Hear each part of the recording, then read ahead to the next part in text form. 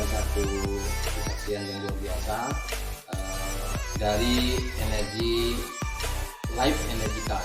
Nah, Bu Helvi ini adalah orang yang sudah punya pengalaman bahwa kartu ini bisa mengurangi pembayaran listrik. Nah, Bu Helvi, bagaimana pengalaman Ibu ketika Ibu memakai ini dan untuk listrik, jadi apa yang sudah Ibu rasakan? Saya kebetulan di rumah pemakaian token listrik. Biasa saya ngisi 50.000. Kalau 50.000 itu isinya biasanya 42.000. Ya. Artinya 4 hari deh. 4 hari. Ya, karena sehari saya pemakaian 10.000. Ketika saya memakai e-life ini, saya coba pasang di telepon saya. Itu pemakaian bisa mencapai hampir 6 hari sampai 7 hari. 6 hari sampai 7 hari.